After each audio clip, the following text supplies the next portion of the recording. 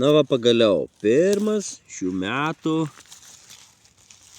šviežios dilgėlės krevetėm. Oi, eis iš proto krevetosai. Eis iš proto. Ai, kaip durė.